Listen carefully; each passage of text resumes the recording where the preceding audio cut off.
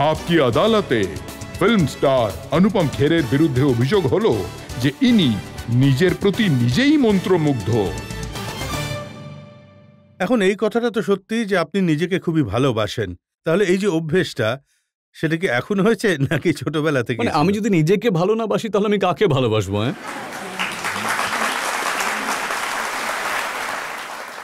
আমি ফরেস্ট ডিপার্টমেন্টের একজন ক্লার্কের ছেলে। ৩৭ টাকা নিয়ে বম্বেতে ৩রা জুন ৮১ সালে এসেছিলাম। আজকে আপকি আদালতে দ্বিতীয়বার বসে নিজের জীবন নিয়ে কথা বলতে পারছি। তাহলে সে কেন সেলফ অবসেসড হবে না একবার বলুন তো? এটাই তো আমার গুণ, এটা খুব ভালো ব্যাপার। কখনো কখনো নিজেকে খুব বেশি ভালোবেসে ফেললে ক্ষতিও হয়, যেমন ২২ বছর আগে আপনি একটা সিনেমা ডিরেক্ট করেছিলেন, সেটা ফ্লপ হয়েছিল। আপনি কোথা থেকে ঘুরান বলুন তো এইসব জিনিস? আপনি খুবই খুবই ধুরন্ধর লোক আপনি। কারণ আপনি আবার ডিরেক্টর হয়ে গেছেন, আরো একটা ফিল্ম করেছেন। যখন আমি ওম জয় জগদীশ ডাইরেক্ট করেছিলাম তখন ওই গল্পটা আমার নিজের লেখা ছিল না, ওই গল্পটা অন্য কারো ছিল। কিন্তু আমি সুখী হয়েছিলাম কারণ আমি একজন বিজি অ্যাক্টর, আর আমাকে বাসু ভাগনানী বাবু ডিরেক্ট করার জন্য একটা ফিল্ম দিয়েছেন। ওটাতে অনিল কাপুর ছিলেন, ফারদিন খান ছিলেন, অভিষেক বচ্চন ছিলেন, ওমপুরি ছিলেন, মহিমা চৌধুরী, অনেক বড় বড় অভিনেতা ছিলেন। আর আমি খুব মন দিয়ে খুব ভালোভাবে যতটা আমার দ্বারা সম্ভব ছিল আমি ডিরেক্ট করেছিলাম, কিন্তু ওটা বক্স অফিসে চলেনি। কিন্তু এখনও টেলিভিশনে আসলে ওটা যথেষ্ট হিট। তারপরে আমার কাছে সেরকম কোনো গল্প ছিল না। একজন অভিনেতা হিসেবে আমার কাজ ভালোই চলছে। আমার কাছে আমি আসলে একটা গল্প খুঁজছিলাম, এটা আমি লোকেদের শোনাতে চাইব। সেই গল্পটা আমি পেয়েছিলাম আজ থেকে ৪ বছর আগে। আমার এক নিস আছে, আমার এক ভাগ্নি আছে, তার নাম হলো তানভি। ও অটিস্টিক। যখন ১৩ বছরের ছিল তো আমরা দিল্লিতে গুরগাঁওতে আমার ভাই রাজুর মেয়ে বৃন্দার বিয়েতে গিয়েছিলাম। মজা করছিল, সবাই নাচছিল, নাচানাচি হচ্ছিল, খাবার দাবার খাচ্ছিল, ড্রিঙ্ক করছিল। আর ১৩ বছরের অটিস্টিক মেয়েটি পাহাড় দেখছিল। তো আমি ওর কাছে গেলাম, গিয়ে বললাম, জানবি মা তুমি কি দেখছো? ও পেছনে না ঘুরেই বলল, আমি আমার জগৎটাকে দেখছি। আমি না একটু অবাক হয়ে গেছিলাম। আমি ভাবলাম যে শি কুড নট এক্সপ্লেন যে ওর ওই ১৩ বছরের জগৎটা কেমন হতে পারে, কারণ ও অটিস্টিক। আর আমি বুঝতে পারিনি যে ও কি বলতে চাইছে। ওখান থেকেই বীজ রোপণ হয়েছিল তানভি দ্য গ্রেটের, যেটা আমার পরবর্তী ফিল্ম, যেটা আসতে চলেছে ১৮ জুলাইয়ে। আমি এটা রিয়ালাইজ করেছি যে আমি পৃথিবীকে ভালো কিছুর সাথে ওদের আলাপ করাতে চাই, আর সেটাই আমাদের এখানে goodness is ironically is only in autistic people now. Autistic পিপলরা খারাপ কি হয় জানে না, ম্যানিপুলেশন ওরা জানেই না, ওরা শুধু ভালোটাই দেখে।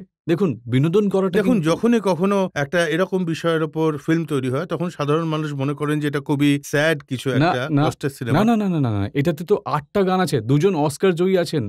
একজন MM করিম সাহেব, যিনি এই ছবিটার মিউজিক করেছেন, উনি নাটু নাটুর জন্য অস্কার পেয়েছিলেন। আমাদের সাউন্ড রেকর্ডিস্ট রাসুল কাপুটি স্লামডগের জন্য উনি অস্কার পেয়েছিলেন। আমাদের এইটা খুব এন্টারটেনিং একটা সিনেমা। কারণ আমার মতে যে তানভি রয়েছে, যার রোল শুভাঙ্গী করেছে যে রোলটা, ও হলো সুপার পাওয়ার। অটিস্টিক লোকেরা আমাদেরকে হয়তো অদ্ভুত ভাবে, কারণ আমরা ম্যানিপুলেট করি, আমরা উপর নিচে করি। It's a life the celebrates life. It's a story about a girl, autistic মেয়ে যে আর্মি পরিবার থেকে এসেছে। সে একদিন নিজের ঠাকুরদাকে বলছে যে আমিও আর্মি জয়েন করতে চাই। It's very inspirational, it's very moving. Tanvi is very naughty, Tanvi is hilarious, Tanvi is great singer. আর এটার আমরা যে রেসপন্স পেয়েছি, আমরা এটার প্রথম ওয়ার্ল্ড প্রিমিয়ার করেছিলাম কান ফিল্ম ফেস্টিভ্যালে, standing ovation. London standing ovation, New York standing ovation, plus my friend আর পৃথিবীর সব থেকে বড় অভিনেতা রবার্ট ডিনেরও এসেছিলেন ফিল্মটা দেখতে। উনি সাপোর্ট করতে এসেছিলেন, ছবি তুলতে এসেছিলেন। উনি বললেন ১০ মিনিট থাকবো, কিন্তু ইন্টারভেল অবধি ছিলেন। আমি এটার প্রথম ভারত স্পিনিং করেছিলাম আমাদের ওই ন্যাশনাল ডিফেন্স একাডেমিতে। ২৫০০ ক্যাডেট যারা পরবর্তীকালে আর্মিতে অফিসার হতে চলেছেন, সেখানে ওনারা স্ট্যান্ডিং ওভেশন দিয়েছেন সাউদার্ন কমান্ডারে। আমরা আর্মি চিফকে এই সিনেমাটা দেখিয়েছি। আর্মি সব বড় বড় জেনারেল যারা ছিলেন সবাই সিনেমাটা শেষে স্ট্যান্ডিং ওভেশন দিয়েছেন এবং তাদের চোখে জল ছিল। আমার মনে হয় এই কারণে নয় যে এটা অসাধারণ একটা সিনেমা, খুব ভালো সিনেমা, বরং এই জন্য কারণ এখানে ভালো কিছু দেখা যায়। আপনার ভেতরে থাকা ভালো মানুষটাকে বাইরে বার করে যদি আপনি, আর it's a film made from the heart for the people who have a heart. It's a film from India for the world. So it's releasing. আমি অনুরোধ করছি যে আপনারা অবশ্যই দেখবেন। আপনারা সবসময় নালিশ করেন যে ভালো সিনেমা কোথাও দেখতে পাওয়া যায় না। অনুপমজি, এই ফিল্মটা আমি দেখেছি, আর এটা সত্যি একটা মিনিংফুল ফিল্ম। আর আমাদের যে সেনাবাহিনী আছে তাদের গৌরবকেও দেখানো হচ্ছে, এটা খুব বড় ব্যাপার। খুবই কঠিন ছিল এই সিনেমাটা বানানো। কঠিন ছিল এই সিনেমাটা বানানো। It's a made against all ods. 50 কোটি টাকার সিনেমা। আর আমার এই ফাইন্যান্সার ছিলেন একজন, আপনি আমায় বলেছিলেন যে 25 কোটি আমি দিয়ে দেবো আর 25 কোটি বাকিরা চলে আসবে। কিন্তু শুটিংয়ের ঠিক 1 মাস আগে উনি বললেন যে আমি এক্ষুনি ব্যবস্থা করতে পারবো না ভাই। আমি ওনাকে দোষ দিচ্ছি না, উনি বলেছিলেন যে উনি করতে পারবেন না। তো আমার প্রোডাকশনের লোকেরা বললো যে এটা পিছিয়ে দিন, আমাদের কাছে তো টাকা নেই এখন। আমি ভাবলাম যে যদি আজকে এই ফিল্মটা তৈরি না হয় তাহলে এটা কোনোদিনও হবে না। তো আমি আমার বন্ধুদের, আমার আমেরিকাতে কিছু কিছু বন্ধু আছে, কিছু দিল্লিতে বন্ধু আছে, এদিক ওদিক কিছু বন্ধু রয়েছে, আমি সবাইকে ফোন করলাম, করে বললাম যে তোমরা যত টাকা আমাকে দিতে পারো। তো এটার 9টা প্রডিউসার আছে, 9টা কো প্রডিউসার আছে এর মধ্যে। আর এটাতে আমার সকল কলা কুশলীরা, যারা আমার মেন 4 জন অভিনেতা, জ্যাকি শ্রফ, বমন ইরানি, পল্লবী, অরবিন্দ স্বামী, ওনাদের আমি টাকা দিইনি। ওনারা বলেছেন যখন আসবে তখন দিয়ে দেব। আমি চাই যে আপনারা ওনাদের জন্য একবার। এই যে অ্যাক্ট্রেস শুভাঙ্গী খুব ভালো কাজ করেছে, একে আপনি কোত্থেকে পেলেন? ও আমার অ্যাক্টিং স্কুলে ছিল। আমি চেয়েছিলাম যে আমি নতুন একজন অভিনেত্রীকেই নিয়ে নেব, বিকজ যেরকম সারাংশে আমার কোনো পরিচিতি ছিল না, লোকেদের মনে হয়েছিল যে এটা এই বৃদ্ধির একটা গল্প।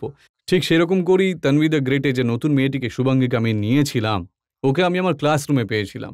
কারণ আমি আমার মাস্টার ক্লাস করাই, যেখানে আমি বাচ্চাদের পেছনে নিয়ে যাই, ওদের জীবনের অতীতে নিয়ে, যেখানে আমি ওদের একটা এক্সারসাইজ দিই যে মাতৃগর্ভে তোমার এক্সপ্রেশন কেমন হবে দেখাও। যেমন আপনি মাতৃগর্ভে বড় হচ্ছেন, আর তারপর আমি ওটাকে শ্যুট করি, আর শুভাঙ্গীর মুখে যে এক্সপ্রেশন ছিল আমার মনে হয়েছিল যে এ কিভাবে সেটা করেছিল। আর আপনি বলছেন যে এই শুভাঙ্গী, সে আপনার অ্যাক্টিং স্কুল থেকে এসেছে। আচ্ছা, অ্যাক্টিং কি শেখানো কাউকে সম্ভব? একদম শেখানো সম্ভব। আপনাকে এটার প্রমাণ দিয়ে দেবো আমি। হ্যাঁ, অবশ্যই। এসো, কেউ একজন ওপরে এসো দেখি। এসো, তোমরা দুজন একবার এসো, দুজন চুলওয়ালা। এই তুমিও এসো। আরে তুমি এসো এসো। কোনোদিন অ্যাক্টিং করনি তো? হ্যাঁ, আচ্ছা করনি তো, আমি ওদিকে যাই। আসুন না প্লিজ। অ্যাক্টিং শেখানো সম্ভব স্যার। এটা তো যারা কিছু জানে না তাদের মাথায় চলে যে কখন অ্যাক্টিং করেছো? তুমি করেছো? করনি, তাই তো? এদিকে এসো। কি নাম তোমার? গুনা স্যার। গুনা। গুনা? হ্যাঁ স্যার। আর তোমার? আদিতি। আদিতি আর গুনা? হ্যাঁ স্যার। এনারা কোনোদিন অ্যাক্টিং করেননি, ঠিক আছে? আপনিও করেননি না। দেখেছেন তো? হ্যাঁ। ডায়লগ হলো, मेरे पास जितने पैसे थे मैंने तुम्हें दे दिए, अब कुछ नहीं बचा। তোমার ডায়লগ হলো কি কি সম্পর্ক সেটা কিন্তু বলছি না আমি তোমাকে। मुझे उससे कोई मतलब नहीं, मुझे पूरे पैसे वापस चाहिए। मुझे उससे कोई मतलब नहीं, मुझे पूरे पैसे चाहिए। আর তোমার ডায়লগটা কি? मेरे पास जितने पैसे थे वो। এবার দুজন তোমরা সিরিয়াস হয়ে যাও, চোখ বন্ধ করো, চোখ বন্ধ করো। শাবাশ। ডায়লগের মধ্যে রাগ থাকবে কিন্তু তুমি রেগে রেগে বলবে। তোমার এখন এই কারণে হাসি পাচ্ছে, যেহেতু তুমি এই কারণে হাসো কারণ তোমার এখন অস্বস্তি হচ্ছে। You are awkward. Okay sir. Don't be awkward. Acting can be taught. আর আমাকে চ্যালেঞ্জ দিয়েছেন রজত বাবু, আমার সম্মান এখন তোমাদের হাতে। আচ্ছা স্যার। ওকে, একবার রিহার্সাল করো, বলো ডায়লগ। मेरे पास जितने भी पैसे थे वो तुम्हें दे दिए, अभी मेरे पास कुछ नहीं बचा है। मुझे कुछ नहीं पता, मुझे मेरे पैसे वापस আচ্ছা, এবার একবার না হেসে বলো, একদম সিরিয়াসলি বলো, হাসবে না কিন্তু, ঠিক আছে? And I'm serious about it. When I'm a teacher, I cannot be lenient. Come on. मेरे पास जितना भी पैसे, হাসবে না, ইশারা করো। मेरे पास जितना भी पैसे थे तुम्हें दे दिए, अभी कुछ नहीं बचा है मेरे पास। এবার তুমি বলো मुझे দেখি। कुछ नहीं पता, मुझे मेरे पैसे वापस আরেকবার বলো। मेरे पास जितने भी पैसे हैं तुम्हें दे दिए, अभी তুমি বলো। कुछ नहीं बचा है। मुझे कुछ नहीं पता, मुझे मेरे पैसे वापस चाहिए। मेरे पास जितने भी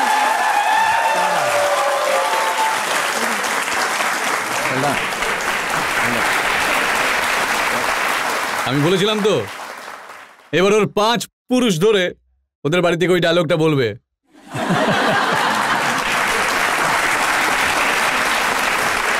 এদের যখন বিয়ে হয়ে যাবে এনারা নিজেদের ছেলে মেয়েদের বলবেন যে অনুপম খের আপকি আদালতে আমাকে দিয়ে এই ডায়লগটা বলিয়েছিলেন। অনেকে এটা জিজ্ঞেস করেন যে অনুপম খের যখন হাসেন সিনেমাতে তখন ভিলেন আলাদাভাবে হাসে, যখন ভদ্রলোকের অভিনয় করেন তখন আলাদাভাবে হাসেন, তো কিভাবে এই হাসিটা নিয়ে আসেন? এটাও কি একটা লেসন হতে পারে? রজতবাবু, হাসির বিষয়টা না সব থেকে বেশি কঠিন, সব থেকে কঠিন। ইমোশনে কাঁদা খুব সহজ, কারণ আপনার নিজের কোনো দুঃখ থাকে, আপনি সেটার সাথে আইডেন্টিফাই করতে পারেন আর আপনি কাঁদতে শুরু করেন। হাসির বিষয়টা শারীরিক, যেমন হাসির আমাদের নিঃশ্বাসের সাথে একটা সম্পর্ক রয়েছে। এখন আমরা সবাই মিলে, যত এখানে 150 লোক রয়েছে, উই উইল অল লাফ টুগেদার। রজত বাবু, আপনি যদি অনুমতি দেন, জজ সাহেব আপনিও ট্রাই করতে পারেন। We will all breathe. আর তারপর আমার আঙুলটাকে একবার দেখবেন, এর মানে 2 বার করতে হবে, হা হা করতে হবে, ঠিক আছে? তারপর এটা দেখালে করতে হবে হা হা হা। ওকে, Breathe in. Breathe in. Breathe in. Breathe in. Breathe in. Breathe in. Breathe in. Breathe in. Breathe in.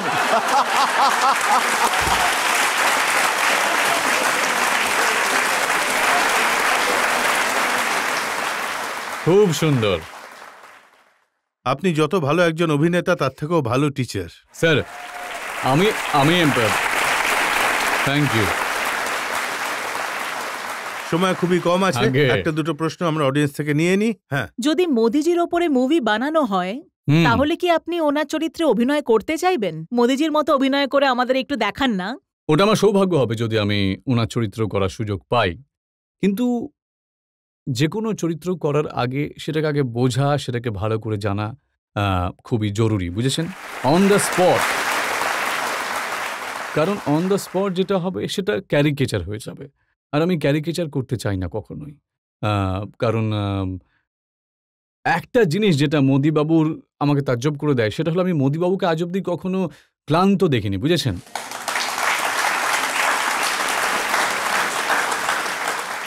মানে 11 বছর ধরে উনি প্রাইম মিনিস্টার রয়েছেন, তার আগে 14 বছর উনি চিফ মিনিস্টার ছিলেন। এত ছবি বের হয় ওনার, একটা ছবিতেও ওনাকে আমি কখনো ক্লান্ত দেখিনি, একটা ছবিতেও দেখলাম না যে উনি হাই তুলছেন।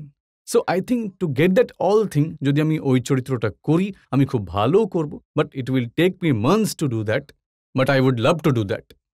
ডক্টর মনমোহন সিং এর চরিত্র আপনি করেছিলেন, আর আমার মনে হয় যে বেশ কঠিন ছিল। 8 মাস ধরে আমি রিহার্সাল করেছিলাম ডক্টর মনমোহন সিং এর জন্য।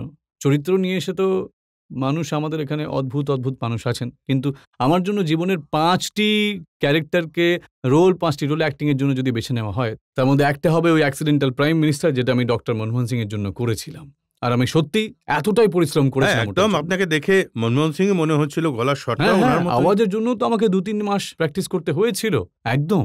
যদি ডোনাল্ড ট্রাম্পের করা হয় তো করবে? হ্যাঁ, অবশ্যই করবো। আমি জানি না কি করতে হয়, but I would love to do. I think that it will be a great acting exercise to play a Donald Trump. আর একটা প্রশ্ন নিতে পারি? ব্যাস, ফাইনাল, লাস্ট। স্যার, আপনার মুভি এসেছিল কাশ্মীর ফাইলস, হ্যাঁ, যার ব্যাপারে কিছু লোক বলছে এটা নাকি প্রপাগান্ডা ফিল্ম, আর এতে আচ্ছা। সবকিছু নাকি বাড়িয়ে বাড়িয়ে দেখানো হয়েছে। তো আপনার এই ব্যাপারে লোকেদের ব্যাপারে কি মতামত? যদি তুমি আমার মনের কথা জানতে চাও, তাহলে আমি বলবো যে ওদের থেকে খারাপ মানুষ পৃথিবীতে আর কেউ নেই, যারা কাশ্মীর ফাইলসকে প্রোপাগান্ডা ফিল্ম বলে থাকেন।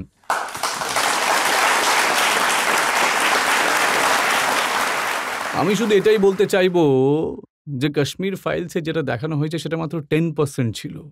ওখানকার লোকেদের সাথে যা ঘটেছিল সেটা অনেক বেশি ভয়ঙ্কর। কিন্তু থ্যাঙ্কস টু বিবেক অগ্নিহোত্রী, পল্লবী যোশী, যারা ওই সিনেমাটা বানিয়েছিলেন এবং ওই সিনেমাতে যে কলাকুশলীরা কাজ করেছেন, তাদেরকে 32 বছর ধরে যেটা লুকিয়ে রাখা হয়েছিল সেটা পৃথিবীর সামনে এসেছে, এবং আপকি আদালতে আজ আপনি এটা নিয়ে প্রশ্ন করছেন। এইরকম অবস্থায় এরকম তো বহুবার হয়েছে। আমরা তো ভগবানকেও ক্রিটিসাইজ করেছি, আমরা ওনাকেও ক্রিটিসাইজ করেছি, আমরা বড় বড় লোকেদেরকে ক্রিটিসাইজ করি, কিন্তু যদি ওদের মতো ফ্রড লোকেরা থাকে, তাহলে আপনার মতন ভালো লোকও আছে যারা ওই ফিল্মটার পাশে দাঁড়িয়েছেন।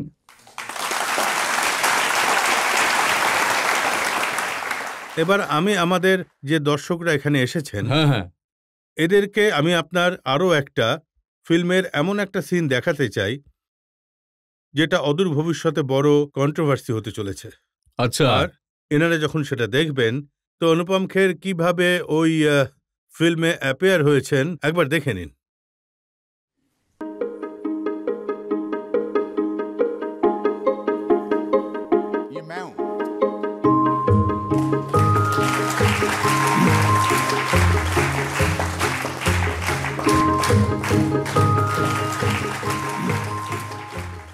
এটা দেখে বিশ্বাসই হয় না যে আপনি এরকম গেট আপে আসতে পারেন, মানে গান্ধীজি একেবারে জীবিত মনে হচ্ছে। এটা বিবেক অগ্নিহোত্রীর ফিল্ম বেঙ্গল ফাইলস, ওখানেই আমার একটা চরিত্র এটা।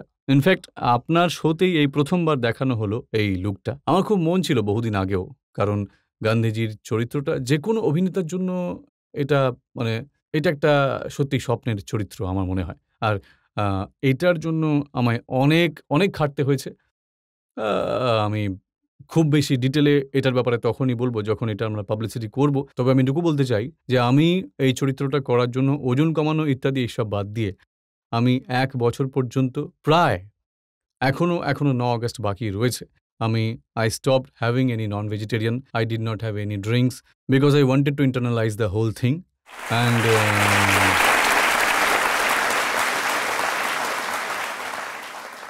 ভালো লেগেছে।